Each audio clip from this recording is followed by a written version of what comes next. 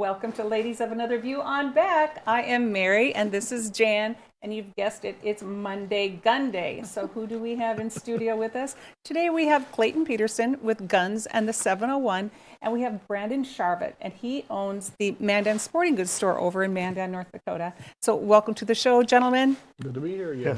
Yes, thank you. It's great to have you guys, especially on Monday Gun Day. We try to do this as often as we can. On Mondays, of course, but there's a lot of things that have been going on. I know we did listen to that China report, first of all. That I don't even know where to go on that, right? They talked about the Cold War, they talked about China, and we're talking about just saving America right here. But we're gonna visit with you guys about that, and then later on, we're also going to have the holiday showcase at the end that you're not going to want to miss. But gentlemen, all right, so let's just first kind of start out. Clayton, you've been on the show before. You've had Guns in the 701. Brandon, you're a new guest to us today. But just, Brandon, why don't you briefly tell us how you got into buying and selling guns and going into sporting goods? Well, I was born and raised in Mandan, and we used to have the Marv's Hardware back in the day. And then he shut down. And then I started it with my Uncle Nick. And we decided that we thought that the city needed something for guns and ammunition and stuff like that. So we started it up. Oh, great. Super. And then the relationship between you and Clayton. Clayton, why don't you quickly tell us, why don't you tell us about your Guns in the 701, first of all? Well, guns701.com. You can go there, check everything out. But Jamie and I were subbing for another radio station in town. And I don't know, I guess it was kind of popular. Everybody kind of asked us to do our own show. So we took a couple months and we put it together. It's kind of taken off. I've been actually kind of shocked, but sure appreciative of everybody that's supporting us. Right. And you've also been with the NRA. NRA, I was there for 10 years. That's how I met Brandon. He was our FFL dealer. One time he was doing Mandan and Bismarck events, and I don't know, I suppose we were doing 100+ guns. Oh, yeah. Oh, boy. So we had some big events then. So for the viewers that don't know, what does FFL stand for? Federal Firearms License. Okay. Yes. And so right now, if somebody new that does not have a firearm wants to go out and purchase one, they need to go where and do what? So they need to go to Mandan Sporting Goods. Right on. and I'll let Brandon walk them through that. Basically, it's not real tough. You fill out a form. We call them the information. And basically, once the form comes back, it's either approved or in a deny or delayed status. Most of the time, it's approved, and you get to walk out the same day with the gun. So who does or does not approve that? It's called the NICS background check system. It's the FBI. It's the FBI. So ATF. Well, there's changes coming up, so that's why I'm kind of making that clear. Because right now, it's pretty basic. Yeah, not going to be as of today. Yeah. So why don't you talk to us about that? That it's called the Safer Communities Act, and to me, I don't know that it's anything about making our communities safer, but here it is. It's a bipartisan bill, S 2938, and you can kind of take a look at that on congress.gov. But Clayton, why don't you tell us what that's all about? Well, essentially, it's part of a bigger package. They kind of named it like they always do, something that might sound fuzzy and warm. But essentially, it's going to change really how 18 to 20-year-olds are able to purchase firearms. You can vote, you can pay taxes, die for your country, but we'll make it more restrictive for you to exercise your Second Amendment now. And there's going to be some big changes, and that's why Brandon needs to talk on that, especially to the electronic form that you're going to be filling out and what's going to happen on that. So why don't you tell us, Brandon, what is different about it? Well, first of all, about how many, or what's the percentage of license or guns that you have to say no on, that people come into your store? How many are rejected, like, sorry, you can't buy a gun? It doesn't happen very often. I would say percentage-wise, it's probably less than 3%. Okay. And so, and I don't even want to go down this rabbit hole, but for that 3%, then they can't buy a gun legally. Does that mean that, hey, they'll never buy a gun? Not from a licensed federal firearms dealer. Right. But they can still buy a gun. They'll still get their hands on them on the black market, correct? Well, I've always said you can get out of prison. You have 30 years in the prison. You could walk to the local library, get on a computer, go on Bizman Online, and you go to the gun section, and there's pages. I mean, it's not tough. You can bypass anybody that's trying to do it. I'm doing it legally. I mean, my store's been open 15 years. I have to abide by all the ATF and FBI regulations and all their stuff that I have to go through to do it right. And there's just so many loopholes where you can go around that so easily to get a gun. So is that their excuse for trying to put this legislation forward? Is that they're trying to tighten that down a little bit? Well, they are, but I read through it a little bit. I didn't read the whole deal, but the legislation that they're trying to pass is totally hitting the point of it and the whole mark of it. I mean, it's not. I mean, I know what they need to do, but anything they're doing here is just it's not going to help.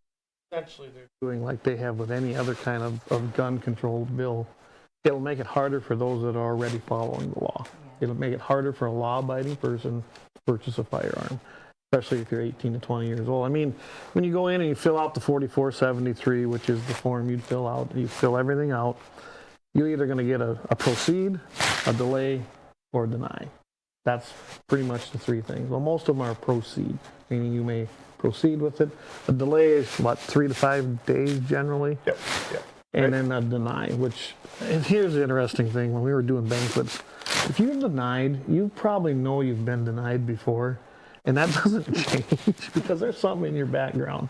But I'll second that now. There's been, I bet you, at least 15 to 20 people that when you get denied, you can go through an appeal process. If you feel that you might have a record from the past, but if I won't say done your time, I'm not saying anybody was in prison or jail or whatever, but there's a lot of things that happen on the state side, and I'm not throwing anybody under the bus here, but there's a lot of paperwork-wise that when you get charged with something that don't get cleared up on the state side, and the federal government don't see that it's not cleared up on the state side then, and then they deny you. So what you can do is an appeal process, and I literally, in the last 15 years, have had at least 15 to 20 customers that have filed that appeal process, and they give them a NICS number then, where they reverse their decision as far as it being denied.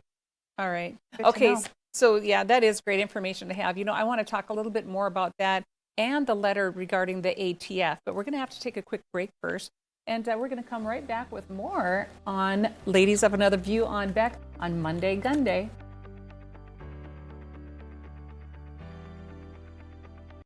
Lauer Auto Repair, 309 South Washington Street. That's right here in Bismarck. Doug and the boys, that's a pro Second Amendment shop. Anybody out watching this show is pro Second Amendment. You don't want to give your money to somebody who's not pro Second Amendment. They might be nice people. They might run a good shop. Doug and his boys run a great shop. They treat you right, fair pricing. They get your job done quick, and it's going to a pro Second Amendment shop. Deer season coming up. Get that hunting rig in there. Get that baby tuned up. Doug will get that thing humming like a kitten for you, and you can go through, and all you got to have to worry about is filling that tag and getting that big buck.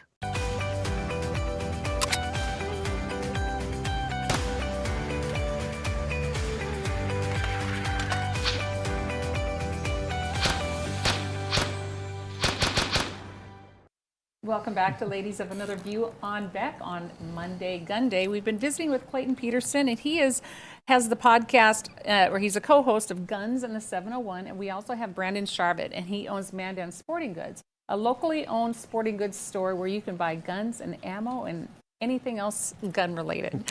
Welcome back to the show, guys. Before the break, we were kind of talking about this Safer Communities Act, which whenever the government says they're going to make you safe, I feel almost violated. But let's talk a little bit about, I guess, the ATF then went ahead and sent out a letter. They did. What they did is they sent out, and I think you guys have Yeah, this. I have a graphic for that. Let's take a look. And basically what they did, they sent this out to let every FFL dealer know that there's going to be changes coming up on November 14th, and it was going to affect people that were going to be under the age of 21, which is 18 to 20-year-olds.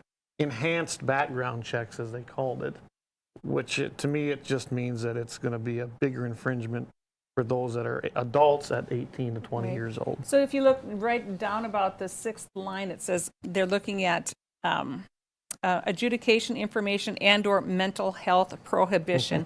And I knew this was coming up, and I think this kind of tags along in the big plan, the One World Order plan, right? They talk about depression, mental health. Well, what has happened in the last 2 years? We have had COVID, and so what are they talking about? All these students, if you're depressed, talk to somebody about it. There's depression, and all of a sudden you have something like that on your medical records. And now, according to this new Community Cares Act, they can check on some of that information. And if you are listed as being depressed, I would say 9 times out of 10, you're not going to get a permit.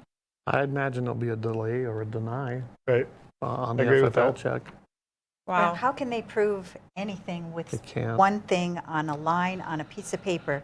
I mean, I had a child that was labeled with attention deficit, not the hyperactivity, but, you know, kids get spacey, you know, they're looking at somebody playing over here when they should be working at what's on their desk. They get labeled. I luckily had a counselor that said, hey, your child's going from early grade school to 6th grade and into middle school. Do you want us to take this off the record? Otherwise, it will follow them for the rest of their days. I'm imagining that some of this kind of stuff's going to be the same thing. Oh, it absolutely will. And within this bill, which was Senate Bill 2938, I believe, if I'm looking correctly. I got to look at my old man glasses. Anyway, there's a ton of money in this thing, too, structured, that's going to go to state health departments. They're calling them block grants or grants they can get. So to me, if you really want to stop this stuff, you got to get up here to the legislature this session coming up in January, start questioning this stuff, and don't let them do it. The legislature needs to put a clamp on what they can and cannot apply for. I guarantee you this is going to be a backdoor to red flag type laws. Absolutely. And you talk about a kid who goes in and says, hey, I'm a little depressed, or I've had this issue, or I'm thinking of this.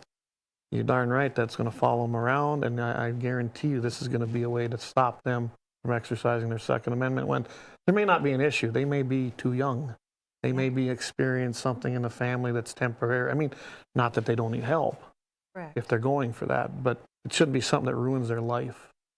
And that's what we're talking about. And it's almost like they're taking just little bits and pieces of your freedom, just Absolutely. bits and pieces. So if you just, you're not as likely to notice it if they take just a little bit at a time.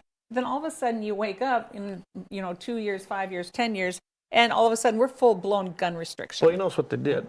So they had all these shootings, which, by the way, they really aren't up from what they were.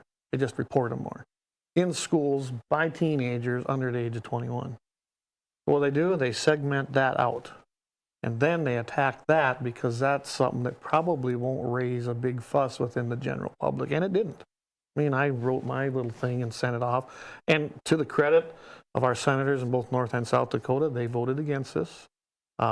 Well, Kramer was absent, but he had, and we know I think what we have that graphic too, as far as those. If I remember right, that's when he had his accident with his hand and he wasn't home. So, but Kevin's a staunch second. And so these were all the Amendment ones, guy. there were 65 of them that voted yay.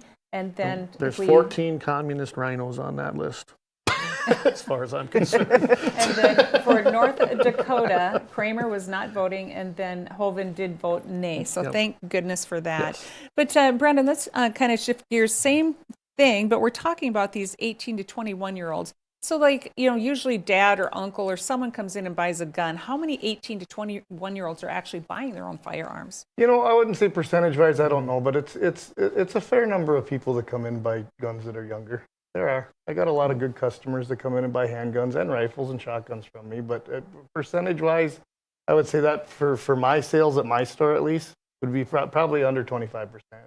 Sure. And do you ever see it, or either one of you can answer this, do you ever see it that if a gun is registered in one person's name, how likely will it be in the future that they're going to say only that person can shoot that gun? You know what I'm saying? Because right now, They've already tried that. they've already tried that. In what way? There have been several bills in Congress. They just didn't make it out of committee. See, everyone sees the highlights. Right. I go watch the committee meetings. When you get into your judiciary committees, or even, this one originated in Health and Human Services. And that's troubling because a lot of those people are appointed, not elected. Very much so. And they're having way too much say in what's happening. And luckily within these committees, for the most part, it's been shot down. But there's many times, well, you can remember several times, I'm sure, with Brandon, when they were talking about, one a month type stuff. Or, What do you mean 1 a month? Just restricting you to only being able to buy one gun a month. Oh my goodness. I mean, it's little things just Or even like that. ammunition. Or even ammunition. Like California, you want to talk California, I mean, they limit you how many rounds you can buy per day. Well, Illinois has the FOID card. And the FOID card is your firearms owner identification card that allows you to purchase a firearm and or ammunition. You can't buy ammunition without it. Minnesota's the same way. Certain counties in Minnesota, or if you want to buy a It's AR happening. style weapon, you have to go get a card from the local police department or the sheriff's department before you can actually purchase any kind of weapon like that. So, and again, I go back to, but criminals can pretty much get a gun anywhere, anytime, any time of day. It's not just business hours. You're open from, 8 to 5? They can buy a gun anywhere, anytime, for any reason. But yet, law-abiding citizens and young adults, 18 to 21-year-olds, are going to be stopped from doing this. But yet, a criminal will get a gun no matter what. That's how it always is. Right. Well, Wow. it seems that more and more, when they try to restrict our rights, we aren't catching up until way too much later. They're fighting it off little by little, and pretty soon we'll just be in a And I can don't tell you know, right now, communist, socialist, whatever. I think we're probably past socialist at this point in a lot of ways. But you look at what's happening, and Brandon can touch on this because he is the dealer that deals with this. They went to electronics here, 5 years ago? It's even been longer. Where you It's probably been a little could fill longer. out your form and do it, and it's really kind of convenient. Sure. Well, now, an 18 to 20-year-old, there's a whole new parameter for that. There's new ID numbers. I'm sure it's to discourage those people from buying them at all. They don't want, our current administration does not want you to be purchasing or having any ease of purchase or owning them. But I'll let that Brandon kind of go out. Yeah, on what that's gonna be. they changed everything up as far as even if you still, we do both. We do Right. the electronic filing where we put everybody's information in on the computer, and then we still phone call them in too, but they've totally changed all that now in the last couple of weeks. Yeah. Where now under 18 to 20-year-olds, before we can jump to the next segment, we got to actually put their physical address in, and then it'll allow you to go to the next segment. So they got, Right. before on a normal form, before this act, whatever it was, went into effect, it was, they never asked for any other information other than the place of birth. If you're allowed optional if you want to put your social security number down. But any personal information was never had to be offered, and now it's basically all got to be offered. Okay, so we're going to have to take another quick break, but we're going to come back and kind of finish up on this. But let's take a look at the words from our sponsors and be sure to support them. We even have Brandon's commercial on. And so we'll be right back after this with more on Ladies of Another View on Back.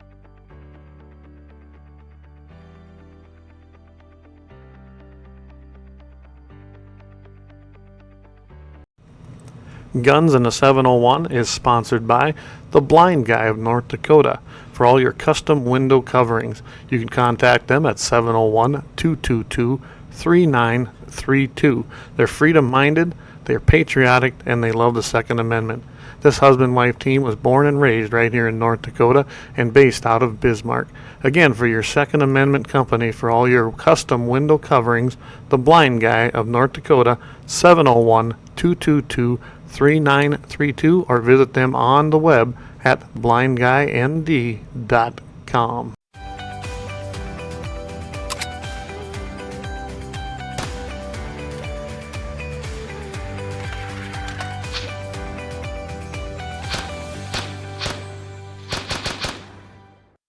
Welcome back to Ladies Up Another View on Monday, Gun Day, and we've been visiting with Clayton and Brandon here regarding some gun issues, and the one was the Safer Communities Act. Why don't we kind of quickly talk about the business side of it that you pointed out? Yeah, I mean, that was when I was reading through this thing. This is an 11-page just little piece of this bill, but in section 12002, it's called the engaged in business and what they're going to define it as. It used to be with the principal objective of a livelihood and profit, like what Brandon would be doing.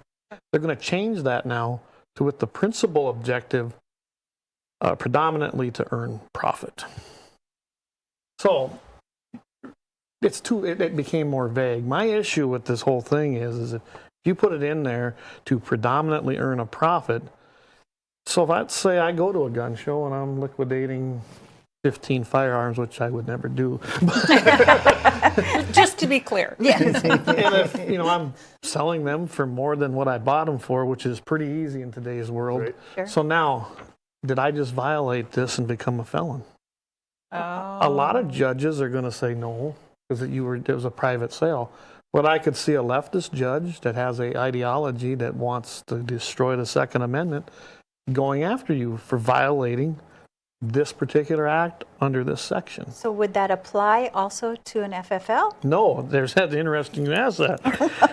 It's actually right there. It talks about how FFL dealers are actually excluded from this. So just individuals couldn't make a profit on the sale of their firearm.